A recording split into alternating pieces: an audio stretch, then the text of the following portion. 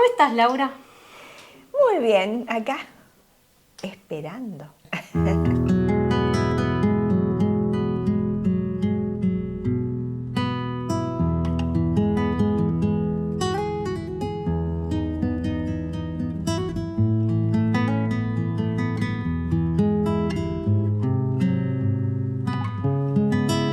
Voy a empezar por el principio. Una Laura llegando el 5 de octubre de 1936 a una casa en Reconquista, Santa Fe.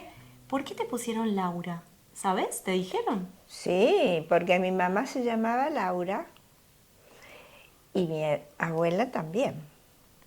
Éramos todas laureadas. Hay algo muy lindo de cuando te escuchamos hablar de tu infancia y de los primeros años recogiendo historias. Vos te considerás una escritora desde siempre, desde antes de saber escribir. Yo creo que tiene que ver con las épocas, ¿no? También. Creo que antes se contaban más cosas de las familias que ahora. Se contaban las historias de la familia y por ahí, qué sé yo, alguna historia divertida o triste de alguno de los abuelos o de... Yo estaba llena de historias.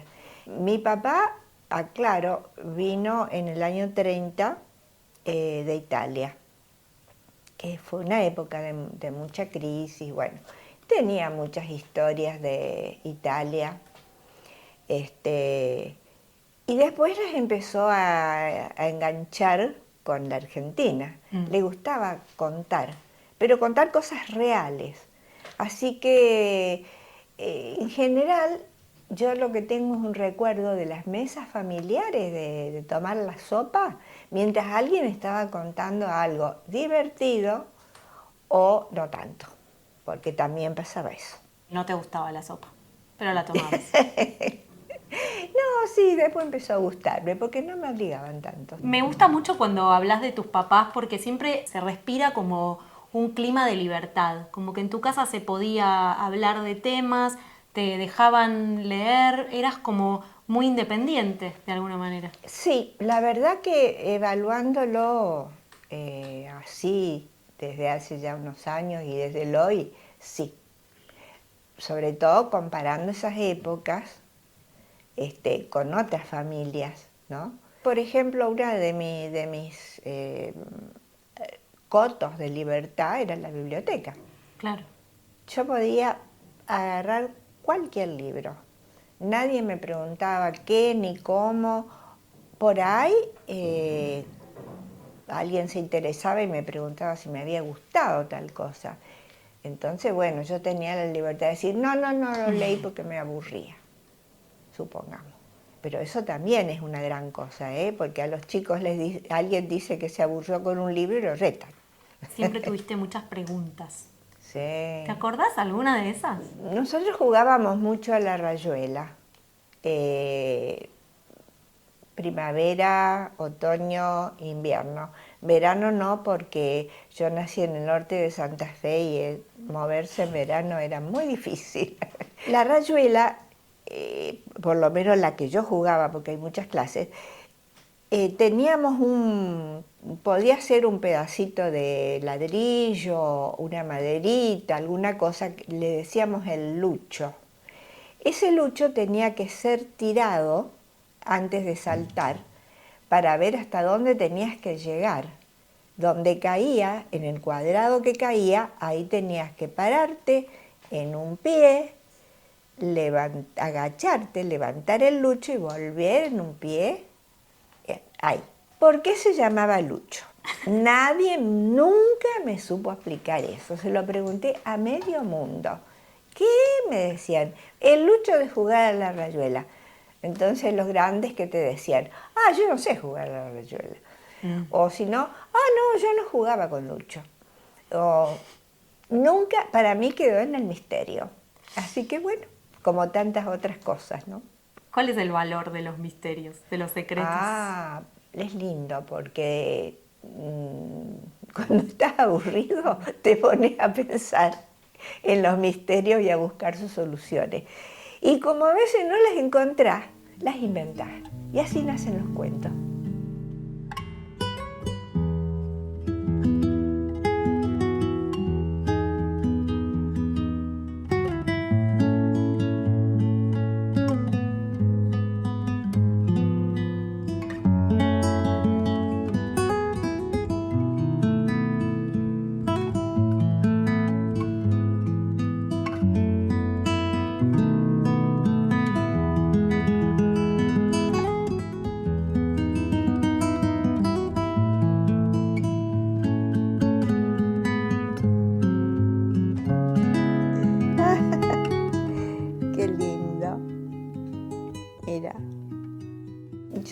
chica muy solitaria y la lectura cuando aprendí muy chica a leer, me acompañó toda la vida. Entonces, aquel fue el comienzo, ¿no? Con los chicos, yo observé que les gustaba mucho contar no solamente los cuentos tradicionales, sino cosas que habían oído o que le pasaban. Les gustaba contar. Entonces yo llevé a la escuela mis libros de cuentos y empecé a contarlos oralmente, pero después se los enganché con los libros, porque quería que vieran que los libros tenían cuentos, porque así por ahí los enganchaba para que leyeran. Y así fue con muchos, ¿no? Visto desde hoy en día, uno dice, bueno, es obvio que los libros, es obvio que los cuentos, pero en ese momento no. No, ¿No, para nada. ¿No te sorprende haber sido tan precursora? ¿O No, porque yo no sabía, para mí yo creía que todo el mundo hacía lo mismo que yo. Yo me ponía a leer cuando estaba sola, cuando me sentía sola. Y por lo tanto buscaba qué leer, porque si bien en mi casa me daban, creo que ellos todavía no tenían bien clara la noción de qué puede leer un chico. Y me daban cosas que no me gustaban mucho. claro, Pero teníamos una familia que tenía amiga, muy amiga, al punto que yo le decía tíos, que tenían una librería. Y vendían, además de los libros y papeles y todas esas cosas como en los pueblos, viste que vendían de todo en Reconquista, estaban libritos que costaban 10 centavos y 5 centavos. Entonces, claro, era dinero, 10 centavos eran 10 centavos, Claro. y más para una chica chiquita como yo que recién empezaba a leer, ¿no? Pero yo lo que había logrado era ir los lunes a la mañana temprano a la plaza y mirar debajo de los bancos. Y ahí siempre encontraba 10 centavos. Yo todos los lunes tenía un libro nuevo. wow. Sí, eran los libritos de colección Marujita, españoles, por supuesto, argentinos no había en aquella época, y colección La Abeja de Editorial Thor. Ahí leí todos los clásicos y todos los no clásicos, que los leía, los sabía de memoria, tenía muchos. Y me disfruté mucho con esos libros. Les estoy muy agradecida. ¿Y ya sabías, por ejemplo, percibir el nombre del autor, si había una colección, si había el nombre de la editorial? ¿Le prestabas atención al objeto libro más allá de la historia o todavía te importaban solo las historias? No, los nombres sí me interesaban las editoriales porque me di cuenta que con eso me entendían qué es lo que yo quería. Yo pedía la colección La Abeja. Claro. Porque eran más baratos, costaban 10, y los Marujitas también costaban 10, y había de 5, que eran unos libritos apaisados, así, tenían un cuento muy cortito, probablemente fábulas todos, ¿no? Claro. Empezaste tu recorrido en la literatura como escritora, más allá de ser escritora desde niña. Tu escritura empezó con un libro para adultos, con Los Desnudos, y después enseguida apareció La Torre de Cubos, con una posibilidad además de empezar a expandirte. Sí, la verdad que el tema de haberme puesto a escribir para chicos para mí me abrió todas las puertas, en el sentido de que es mucho más fácil encontrarte con ese tipo de lectores. En general un escritor tiene que ya tener una posición importante en el medio cultural para poder tener un encuentro con sus lectores. Pero yo, al tener libros para chicos,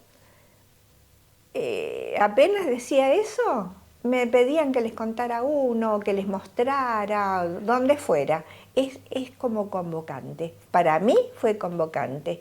Y me llevó, me gustó mucho, porque además yo disfruté mucho de chica y dije, bueno, voy a tratar de hacerlo mejor para que los chicos disfruten ahora, si pueden.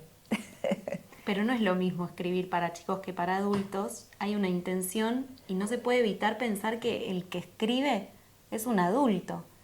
Y ponerse en el lugar de lo que quiere un niño, ¿cómo es ese proceso? Yo soy niña hasta ahora. Riamos, no, pero es cierto. Tiramos un lucho a ver quién salta. Tiramos un lucho.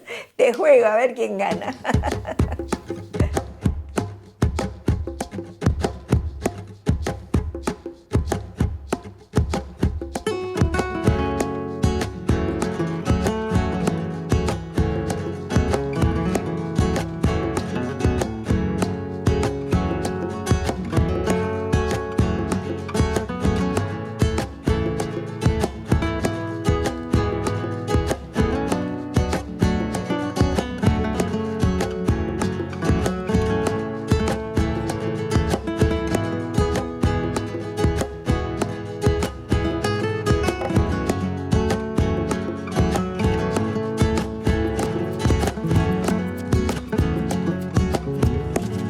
Es muy lindo hablar con los chicos de lo que uno escribe. Yo lo hice lo antes que pude. Y en las escuelas empezaron a dar cuenta de que los chicos descubrían que detrás de un libro hay una persona que los escribió y que ellos podrían llegar en algún momento a escribir, si no era un libro, una carta, por ejemplo, ¿no? Para mí fue nuevo.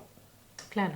Pero ahí tuviste como que empezar a tejer una red de cómplices, porque estaba Laura la que escribe, el editor que te edita y que te acepta como parte de su catálogo, y después también estos docentes que te invitaban a las escuelas, que me parece que no era algo muy frecuente. No, no era muy frecuente. Lo que pasa es que yo estaba en medio de un movimiento que se dio en el país de aparición de más libros. Por supuesto venían de España, traducidos, todo, pero también empezó la escritura para chicos, ¿no? Después, en la época en que yo empecé. Fue más fácil la comunicación con el público de niños, porque yo enseguida vi la escuela como un reservorio, primero que recibía las opiniones, cosa que para un escritor es sumamente importante. Escuchaba muy bien a los chicos lo que decían y me enseñaron. Así que bueno, fue muy interesante. Yo dialogué mucho con toda la primaria. Siempre a los que escriben para adultos les preguntan si piensan o no en el lector cuando escriben sus libros, y medio como que a vos no te quedaba otra porque tenías esas voces en la cabeza, o las podías como sacar y decir, bueno, voy a volver a conectarme con la Laura niña, sin pensar en todas las críticas y los elogios que recibí. No, cuando yo escribo me divierto. Hablo conmigo, me contesto yo misma, en fin, es un momento de creación, y los momentos de creación no tienen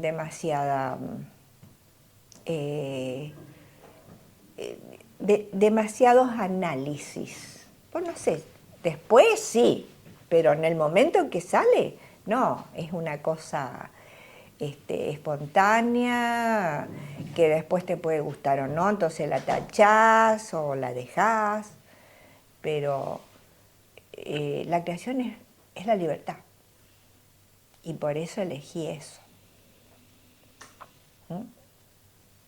Ilimitada fantasía. Sí, eso me costó.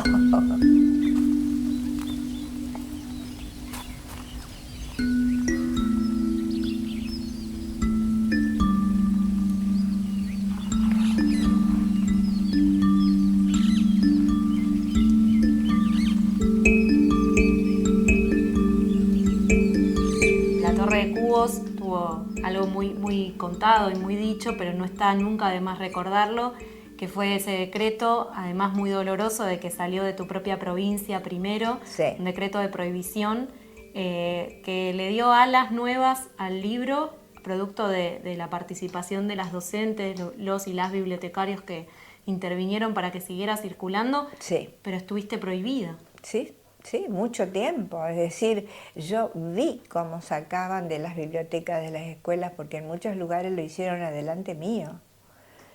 Un poco como homenaje lo hicieron, ¿eh? En algunas escuelas. Laura, mira, pasó esto, nos han mandado esto y nosotros tenemos que sacar los libros.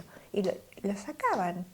Y bueno, era como una ceremonia. Fue muy fuerte, porque fue la primera vez que pasó libros para chicos, sobre todo. Y no fui la única. Pero también estuvo la otra parte, que es la de la gente que hizo caso omiso a la prohibición y muchas veces ocultando lo que hacían.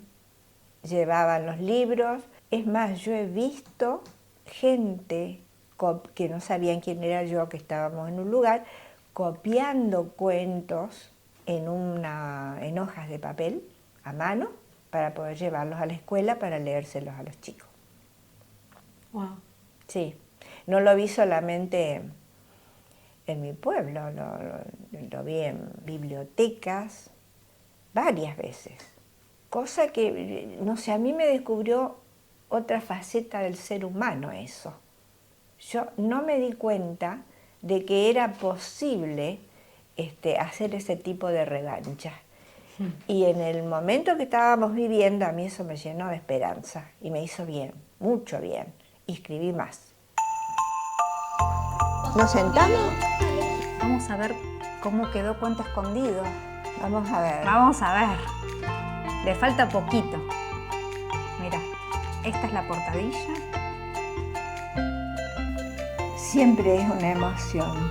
Siempre. Y sobre todo con cambios y cosas, ¿no?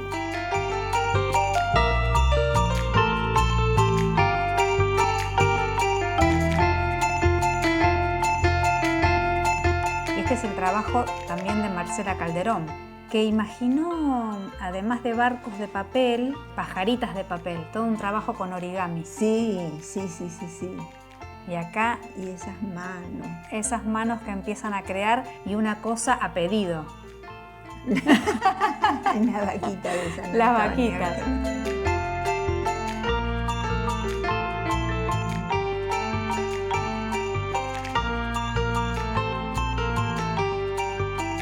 En el cuento escondido no cabe nada más, ni un ratón, ni un poroto, ni un gorgojo. Eso creo yo que el espacio es imaginación de la dibujante. Que lo tomó como con los chicos guardan los juguetes arriba. Acá también lo estamos viendo de otro plano, Sí. arriba. Claro, desde arriba. Sí. Que permite ver a los chicos, a todos los chicos en la habitación. Y la habitación completa. Claro, que el punto de vista permite eso. Sí, sí. Como un poema que realmente tiene sus complejidades para los chicos, vos lo pensaste para chicos bastante chiquitos. Sí. Sí, porque yo creo que según cómo se lo presente, puede tener distintos grados de comprensión, Claro. porque no está puesto todo el poema y un dibujo complejo, sino pequeñas cosas. Claro, pequeños y versos. Claro. Para cerrar pusimos a las loras. Muy bien. Buen cierre. Buen cierre. ¿Cómo se llamaba tu lora? Pepi. Ah, Pepi. La mía era Katy. Las personas que te leemos y que te queremos mucho y que te admiramos mucho, te imaginamos viviendo en estado de poesía. Bueno. ¿Es así? Alguna ¿Vivís vez. en poesía? Alguna vez puede ser, pero no todo el tiempo. No vas a comprar y decís las naranjas y las mandarinas, ¿no? No. Yo soy una señora cualquiera y cuando me da el ataque de poesía, bueno, suelto. ¿Cómo lo sentís? ¿En el cuerpo se siente la poesía? Para mí es como una especie de alegría, o una especie de poder tomar más aire. ¿Viste esos suspiros hondos que te relajan en un momento dado? Bueno, eso, cuando me viene alguna idea y la reconozco por ese lado. Sí, yo lo siento en el cuerpo. ¿Cuál es el valor de invitar a los niños y a las niñas a leer en poesía, en textos poéticos? No es novedad para los chicos. Uno, al decirle que lean textos poéticos, simplemente se pone, entre comillas, como somos siempre los adultos, en enseñante. Porque los chicos están en poesía. Ellos, es decir, yo reconozco que mucho de mi acervo poético viene de la infancia. Hoy todavía recurro a cosas de la infancia para escribir poemas, ya sea en las resonancias, las maneras de poner las palabras. Por ahí cuando uno es chico no entiende lo que está diciendo, pero la rima sí la entiende.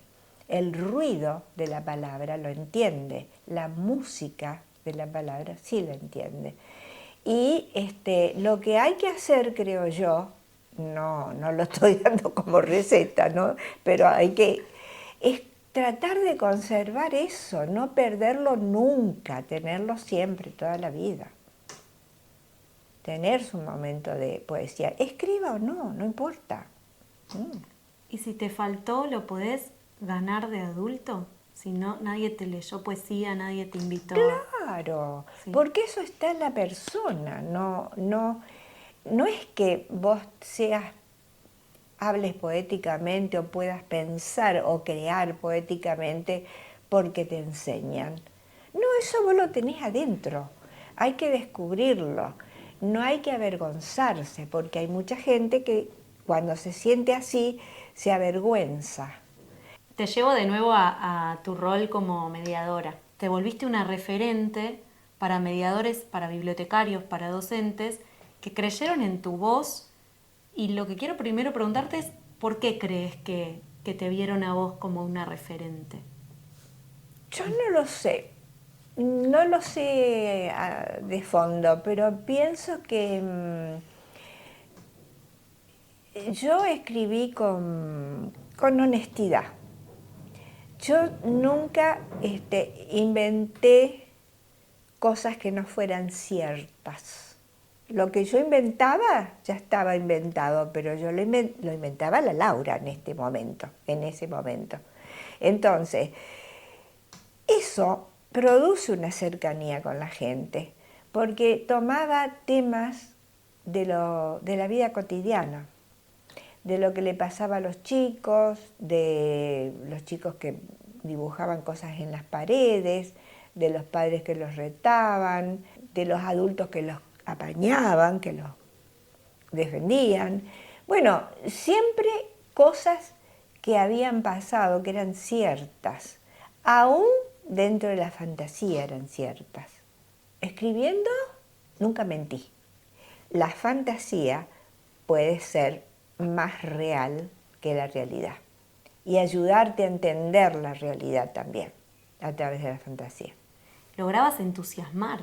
Es re difícil eso. Lograbas contagiarlos. Sí, yo lo que tuve mucho fueron gente que se contagió y que vio que la literatura podía ir por otro lado. Los cuentos para chicos podían ir por otro lado. Y muchos me pidieron ayuda. Yo con mucha gente tuve intercambios, tuve talleres.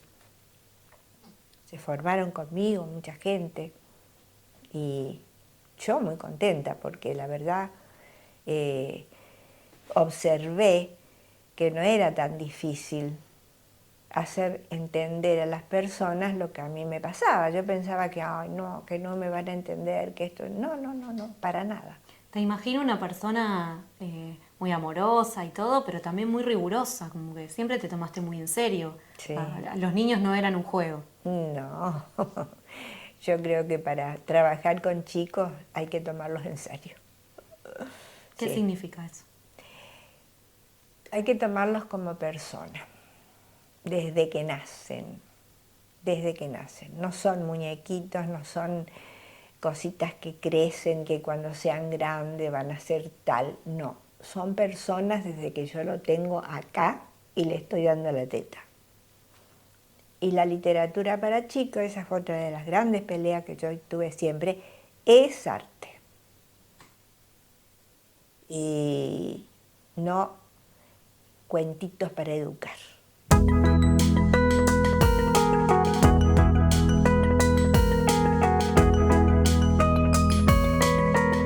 Vamos a leer un trocito, un bocadito de La casa de Javier. Fue escrito en homenaje a Javier Villafañez, el gran titiritero que tuvimos los argentinos.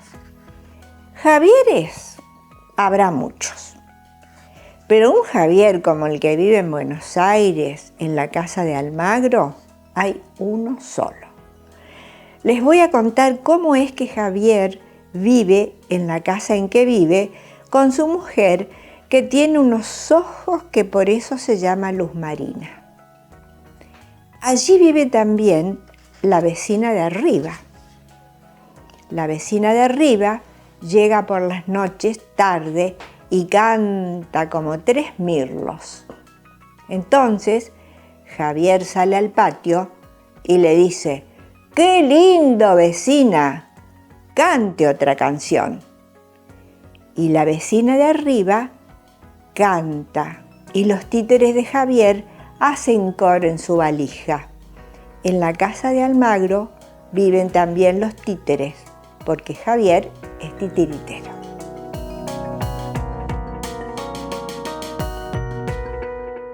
Yo creo que cuando los chicos todavía no leen, la narración oral es fundamental. Es el camino que le abre la puerta al libro. Muchos chicos que todavía no leen, juegan a que leen cuando le han contado cuentos.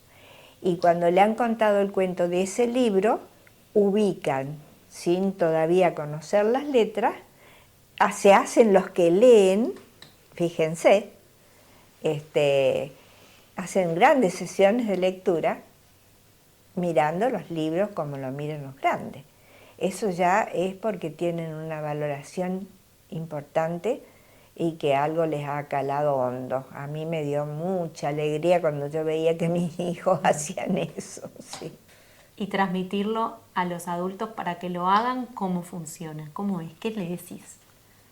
Simplemente, para mí, lo mejor es hacerlos pasar a ello por la experiencia.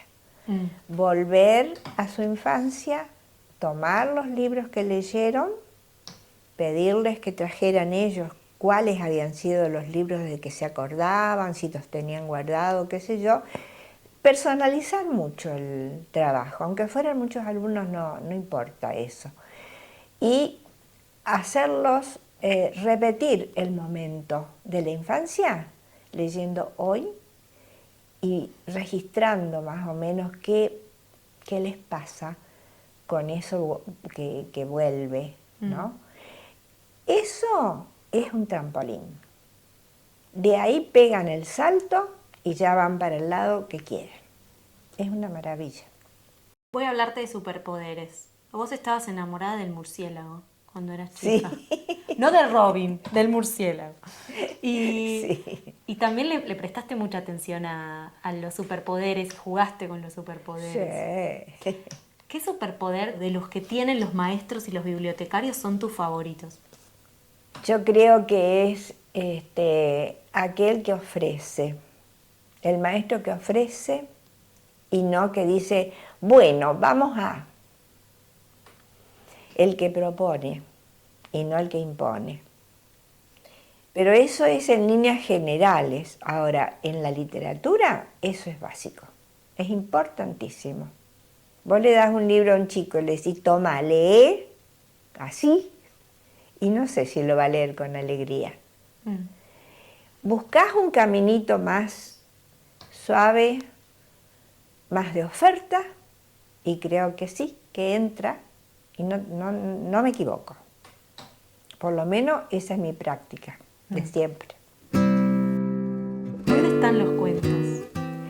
¿Dónde están los cuentos? En todas partes. En todas partes. El que a mí me diga que vive en un ambiente donde no tiene nada que lo convoque, creo que no se está dejando convocar. Y que de pronto, si vos te pones a observar un bichito que sube por la pared, podés seguir el camino, marcárselo si querés, o seguirlo vos al bichito, ver a dónde llega y cómo termina el cuento. Está ahí. Es cuestión de verlo, poder verlo también, no todo el mundo puede, y querer hacerlo, porque mucha gente es muy displicente con estas cosas. No les da ninguna importancia. Y yo no estoy de acuerdo con eso. Gracias, Laura. Bueno. Te quiero dar un abrazo, pero no sé si querés. Sí, cómo no. Gracias, Laura. No, por favor. Muchas gracias.